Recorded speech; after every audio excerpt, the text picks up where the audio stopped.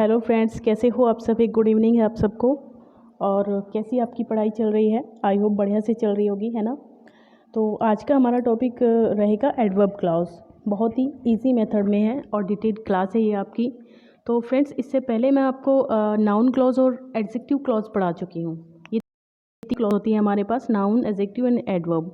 तो noun clause और adjective clause मैं आपको पढ़ा चुकी हूँ। अगर आपने वीडियो नहीं देखी है तो डिस्क्रिप्शन में आपको लिंक मिल जाएगा, वहाँ से जाके आप देख सकते हो। ठीक है, बहुत अच्छे से उसमें क्लियर किया गया है कि कैसे आप नाउन क्लॉज या फिर एडजेक्टिव क्लॉज को पहचान सकते हैं। तो चलिए स्टार्ट करते हैं आज का हमारा टॉपिक। सबसे पहले एडवर्ब क्लॉज होती क्या है। Adverb clause is on off the three subordinate clauses. It does the work of an adverb. ये क्या होती है guys, one of the three है, ये ऑन ऑफ द नहीं है, सॉरी, है ना। One of the three subordinate clauses, तीन सबऑर्डिनेट क्लॉज अगर यूज़ हो रही हैं तो उनमें से ये एक होती है और it does the work of an adverb, और ये एडवर्ब की तरह काम करती है। ये पूरी जो क्लॉज होती है ये एडवर्ब की तरह काम करती है। जैसे कि नाउन क्लॉज में आपने देखा कि वो नाउन की तरह काम करती है, एडजेक्टिव क्लॉज में आपने देखा कि वो एडजेक्टिव की तरह काम करती है। तो इसी तरह हमारी एडवर्ब क्लॉज भी है जो एडवर्ब की तरह काम करती है। ये कितने प्रकार की होती है ये आप देखें यहाँ पर। एडवर्ब क्लॉज ऑफ टाइम, सबसे पहले बात करते हैं। तो whenever, as soon as, while, before, after, by the time, until, till, since, ever since, as और एज लॉन्ग एज। तो इस टाइप्स के वर्ड्स आपको एडवर्ब क्लॉज में देखने को मिल जाते हैं। तो एक चीज़ और होती है यहाँ पर, there is a simultaneous and a preceding succeeding action. यहाँ पे दो एक्शन मिलते हैं आपको, है ना। एक पहले हो चुका होता है और एक बाद में होता है। तो एज द टीचर अराइव्ड, जैसे कि टीचर, एज द टीचर, जैसे आया, द स्टूडेंट्स स्टूड अप, जैसे ही टीचर आया जो स्टूडेंट था वो खड़ा हो गया, है ना। तो इस टाइप से आपको देखने को मिलते हैं, एक के बाद दूसरा काम। तो एडवर्ब क्लॉज ऑफ कंडीशन, दूसरी चीज़ आती है एडवर्ब क्लॉज ऑफ कंडीशन की। तो इसमें क्या होता है कि एडवर्ब क्लॉज ऑफ कंडीशन हमारे पास तीन तरीके की कंडीशन हो सकती है। देखते हैं कौन कौन सी हैं।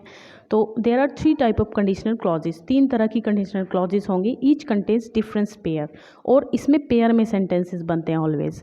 सबसे पहले प्रेजेंट लाइकली कंडीशन होती है, जैसे कि प्रेजेंट लाइकली कंडीशन में जो हमारा ये प्रेजेंट इंडेफिनिट में होगा सेंटेंस, है ना। और जो हमारी सेल विल, है ना, जो कंडीशन होगी प्रेजेंट इंडेफिनिट में होगी। और जो हमारी नेक्स्ट जो सेंटेंस बनेगा वो हमारा शैल या विल में बनेगा, है ना। जैसे कि इफ़ ही रन्स तो ही विल गेट हियर सून। आप देख रहे हो कि पहला जो कंडीशन वाला जो सेंटेंस है वो किस में बना हुआ है, वो प्रेजेंट इंडेफिनिट पे बना हुआ है। तो और जो अदर सेंटेंस है दूसरा, वो हमारा शैल या विल से बनेगा, फ्यूचर में बनेगा। समझ रहे हैं ना। चलिए अब देखते हैं सेकंड, जो प्रेजेंट अनलाइकली कंडीशन होती है। इसमें रिग्रेट या फिर विश हो सकती है। मतलब रिग्रेट होता है, पश्चाताप होता है किसी चीज़ के लिए, या फिर विश होती है, इच्छा होती है किसी चीज़ के लिए। तो आप देखें यहाँ पर जो हमारा इसमें सीसीए सब्जेक्टिव मोड में है, ये हमारा शुड वुड में होगा। जैसे कि आप देखेंगे इफ़ आई वर रिच, ये हमारा पास्ट में है, ठीक है। इफ़ आई वर रिच, इसमें ऑलवेज वर का यूज होता है। अगर इफ़ के साथ ऑलवेज आपको वर का यूज होगा, अगर कहीं भी कंडीशन है, ये आपको याद रखना है। अगर आपको इफ़ के साथ कुछ वॉज या इज़ वगैरह दिया हुआ है तो वो गलत हो जाएगा बिल्कुल। और अगर यहाँ पे वर है तो सीधी सी बात है, जो दूसरा सेंटेंस बन रहा है उसमें आपको वुड लगाना पड़ेगा, ठीक है। वो प्रेजेंट में था तो आपने क्या किया था, आपने प्रेजेंट इंडेफिनिट में सेंटेंस बनाया था, और जो अगला सेंटेंस था वो आपने विल शैल से बनाया था। लेकिन अगर आप पास्ट में हैं और इफ़ आई वर, तो वर के साथ आपको वुड लगाना पड़ेगा, ठीक है, वुड या फिर शुड। ओके, चलिए आगे चलते हैं।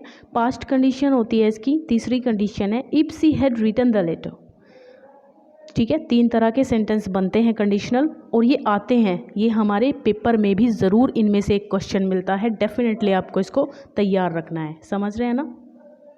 चलिए देखिए, आप पास्ट एक्शन में क्या होता है, अगर एक्शन पास्ट में चला गया है, जैसे कि if she had written the letter, if she had written the letter, अगर यहाँ पे हेड प्लस वर्ब की थर्ड फॉर्म आ रही है तो शी वुड हैव आएगा। क्या आएगा, वुड हैव आएगा, और प्लस वर्ब की थर्ड फॉर्म, ठीक है।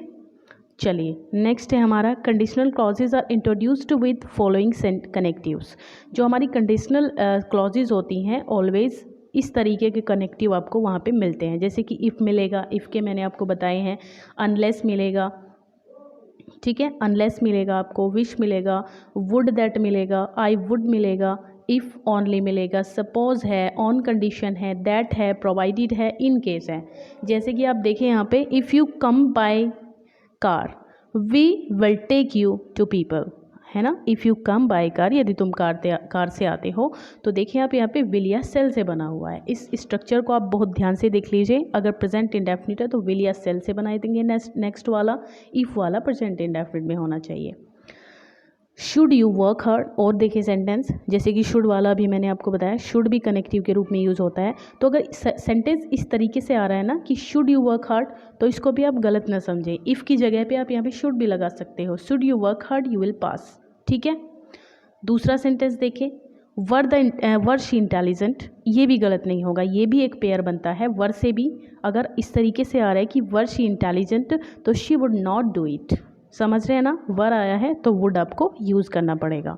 तीसरा है हमारा had I done it, I had done भी हो सकता है, हैड आई डन इट भी हो सकता है, ठीक है। तो I would not have, would plus have plus verb की थर्ड फॉर्म, ठीक है। नेक्स्ट देखें, you will not pass unless you work hard, you will not pass unless you work hard, ठीक है। आप देखें यहाँ पे तुम पास नहीं होगे अनलेस के साथ कभी भी नॉट नहीं आता है। यहाँ देखें, यदि तुमने कठिन परिश्रम नहीं किया तो नो की सेंस आ रही है, लेकिन अनलेस ये उसी के लिए है। अनलेस लगा हुआ है तो नेक्स्ट सेंटेंस में हमारा नॉट कभी नहीं आएगा, इसको भी आपको ध्यान रखना है। ये एक विल कट कर दीजिए। चलिए आगे चलते हैं।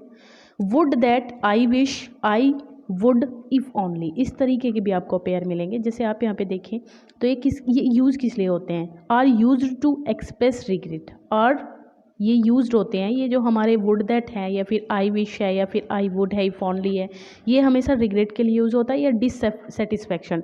मान लिया पास्ट में कोई चीज़ है हमारे पास बट उससे हम सेटिस्फाई नहीं है, या फिर उसका हमें रिग्रेट है, या फिर उसका हमें सेटिस्फैक्शन नहीं है उस चीज़ से, तब हम इसको कंडीशन को यूज़ कर सकते हैं। जैसे कि I wish I had money now, है ना। आई विश, मैं चाहता हूँ कि मेरे पास इस समय धन होता, है ना।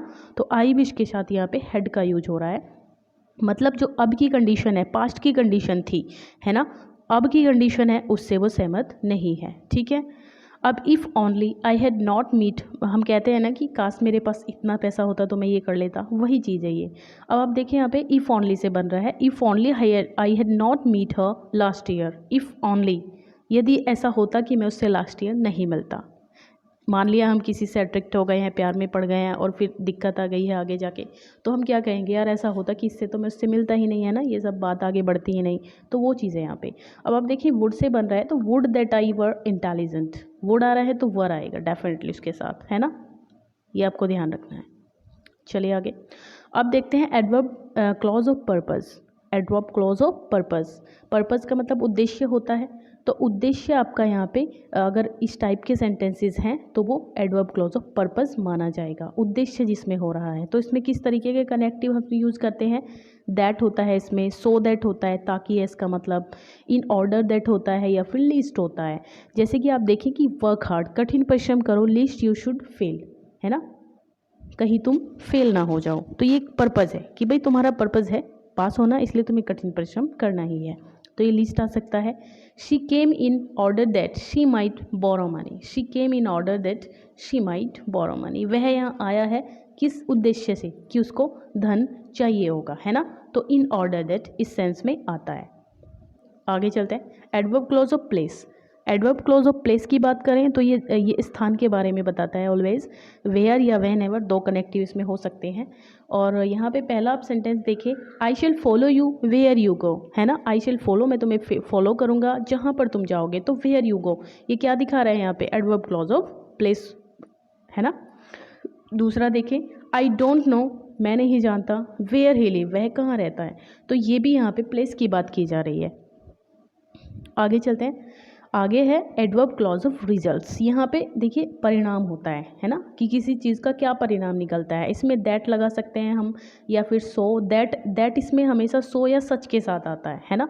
अगर कहीं पे एडवर्ब सो या सो आ रहा है दैट के साथ, सच आ रहा है दैट के साथ, तो वहाँ पर आपको क्या सोचना है कि ये एडवर्ब क्लॉज ऑफ रिजल्ट्स है। जैसे कि पहला सेंटेंस है ही वॉज सो लेट, वह इतना लेट था कि he had to miss the dinner, उसने मिस डिनर कर चुका था, वो कर दिया था उसने डिनर मिस। तो यहाँ पर देखें आप, ही वॉज सो लेट है ना, तो पास्ट में है। और दूसरी चीज़ कि यहाँ पे रिजल्ट्स दिखाया गया है कि भाई वो इतना लेट हो गया कि उसको डिनर नहीं मिला है ना। दूसरे सेंटेंस में देखेंगे he is such an intelligent that he can easily pass, है ना, वो इतना इंटेलिजेंट है कि वो आराम से पास हो जाएगा, है ना। कि तो उसके इंटेलिजेंट होने का जो रिजल्ट है वो क्या है, क्या रिजल्ट है कि वो पास हो जाएगा, है ना। चलिए, adverb clause of reason. Reason की बात करेंगे तो कारण होगा, किसी भी चीज़ का अगर कोई कारण है, कहीं पे रीज़न है, तो वहाँ पे हम एडवर्ब क्लॉज ऑफ रीज़न की बात करेंगे। इसमें बिकॉज हो सकता है, क्योंकि, है ना, सिंस हो सकता है, एज हो सकता है, नाउ दैट हो सकता है, या फिर दैट भी अकेला आ सकता है। ये सब इसमें आ सकते हैं, ये ध्यान रखना है आपको। अब आप देखें, आई डिड इट, मैंने ये किया, because my father told me to do it, है ना। ये मैंने इसलिए किया बिकॉज मेरे पिताजी चाहते थे कि ये मैं करूँ। तो बिकॉज क्या दिखा रहा है यहाँ पे, रीज़न दिखा रहा है कि मैंने ऐसा क्यों किया, वो रीज़न बता रहा है क्योंकि मेरे पिताजी ने बोला था। नेक्स्ट की बात करें तो सिंस होना चाहिए गाइज, इसमें एन मिसिंग है, सॉरी। तो सिंस समझ लें आप इसे।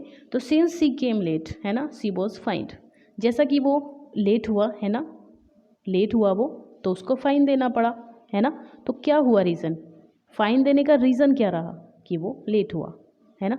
तो इसमें पहला जो सेंटेंस है वो तो रीज़न है, और दूसरा उसका मतलब जो हुआ है, पहला सेंटेंस तो घटित हुआ है और दूसरा उसका रीज़न है जो सामने है, ठीक है। पहला रीज़न है और दूसरा काम हो चुका है, जैसे कि सिंस वो लेट हो गया, ये तो काम हो चुका, रीज़न है ये, किस चीज़ का रीज़न है, फाइंड देने का रीज़न है। तो तीसरे में बात करें हम, तो यहाँ पे हमें मिलता है I am happy that you are successful, मैं खुश हूँ कि तुम सक्सेसफुल हो। तो उसके खुश होने का रीज़न क्या है कि वो सक्सेसफुल है, जिसको वो बोल रहा है। नेक्स्ट पे चलते हैं, तो कंसेशन एंड कंट्रास्ट, यहाँ पे विरोधाभास मिलेगा आपको, है ना, कंसेशन मिलेगा या फिर कंट्रास्ट मिलेगा, विरोध मिलेगा यहाँ पे आपको। देखिए आप, जैसे कि दो सी इज रिच, यद्यपि वह धनी है, सी इज अनहैप्पी, ऐसे सेंटेंस आपने देखे होंगे। तो यहाँ पे कंसेशन एंड कंट्रास्ट होता है। तो दो सी इज रिच, यद्यपि वह धनी है, सी इज अनहैप्पी, फिर भी खुश नहीं है ना, विरोध है इसमें। अगर पैसा है आपके पास बहुत सारा तो आपको खुश होना चाहिए, बट ऐसा नहीं हो पा रहा है किसी रीज़न से।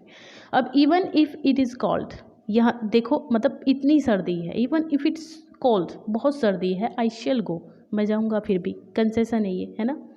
I shall do it whether you like it और नॉट, यहाँ पे देखिए कंसेशन दिखाया जा रहा है, या फिर विरोध भी आप कह सकते हो कि मतलब मैं तो करूँगा, तुम्हें अच्छा लगे या ना लगे। आई शेल डू इट, मैं इसे करूँगा, वेदर, यदि तुम्हें अच्छा लग रहा हो या ना लग रहा हो। दो ही वॉज इंटेलिजेंट, यद्यपि वह इंटेलिजेंट है, बट ही इज़ फेल्ड, लेकिन वो फेल हो गया, है ना। तो यहाँ पे भी कंट्रास्ट है, अगर इंटेलिजेंट है तो फेल कैसे हो गया। तो फ्रेंड्स, ये हमारा आज का टॉपिक था। आई होप आपको समझ में आ गया होगा। अगर आपने लाइक नहीं किया है वीडियो को अब तक, तो प्लीज़ लाइक कर लीजिए एंड कमेंट कीजिए कि आपको वीडियो कैसा लगा है, और प्लीज़ सब्सक्राइब भी कर लीजिए अगर आप नए हैं मेरे चैनल पर। Okay, thank you so much.